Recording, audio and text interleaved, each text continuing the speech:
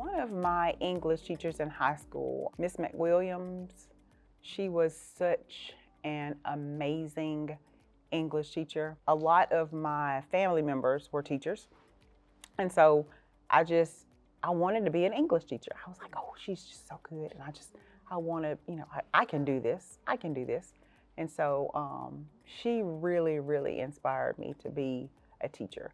When I was in school, I was an athlete as well as a performer, but I kind of made the transition from sports to the performing arts area, and it really just kind of felt like home when I got there.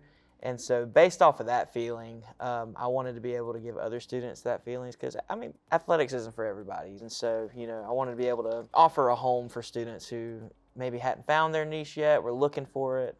I did not come from a family of teachers, so teaching was kind of something that I always wanted to do. I can remember all of my elementary school teachers, so I think that's kind of what led me to, elementary school, and them having a big influence on me and wanting to go into teaching. And then in high school, we had a TAP program, so every year of high school, I did something in the teaching realm, and I loved it, and that's what I always wanted to do.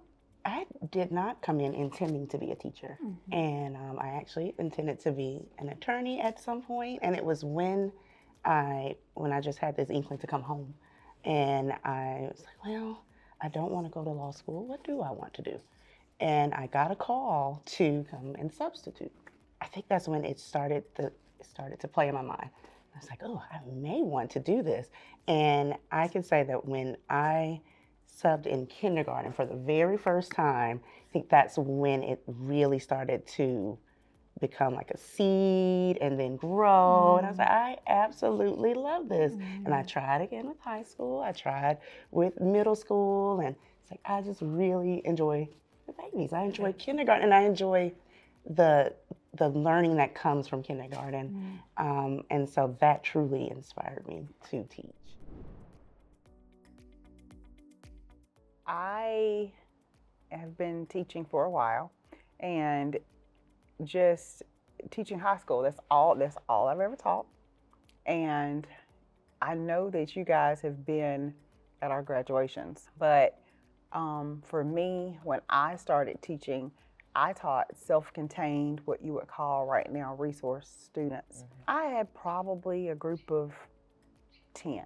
When they graduated, and you know how much they struggled, and for them to graduate, and back then you had the high school graduation test, and just to see them working and just being productive, and then remembering me, and it makes your heart just happy. Similarly, like in my situation, whenever we have a performance or something, and I get to see, after months of rehearsal and months of stressing out about, oh, what's this final product actually going to look like, they always find a way to just surprise you at the end. And so just seeing their work pay off, their face when they're on stage, and really seeing their parents, and they'll, like in your situation, they'll come up to you and they'll be like, I never would have thought that, little Johnny, who would have been up there singing in front of a group of like hundreds of people. Right. So that's really the most fulfilling for me, when I see a kid who maybe at the beginning was just the quietest shell of themselves, and then they just burst out of that shell. Right. I think going off the kind of being in the inclusion route, for me, a real affirming moment was when I got put into inclusion. And because when you don't start off with that, getting put into it kind of throws you for a loop. It's a big adjustment. It's a big adjustment in your teaching style as well. True.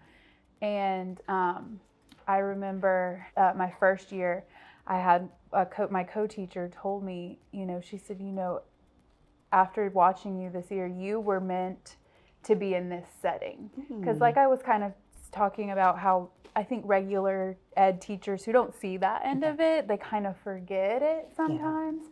And not that that's a bad thing, but I think that, and then hearing from parents too who are like, you rebuilt our confidence. I remember one specific conference where a parent came in and her child had actually gotten into some trouble. He was having some behavior issues.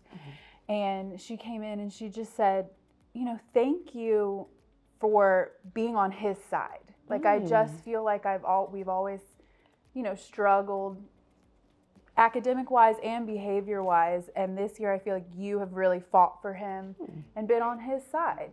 And that, to me, it shows like, okay, maybe I was doing it right. I am doing what I'm supposed to be doing. And so it's always reaffirming to hear from parents as well. Sure is. When I was a paraprofessional when I first started, and it was the year before I actually started being a kindergarten teacher. And I was in small groups with these students, and I could see the little boy's face just really clear. And I can't remember what exact year that was, maybe 2017. I remember looking at him, and we were talking about a book and just going over our usual small group things. And he looked at me with these eyes and just went, Miss Smith, I'm so glad God made you.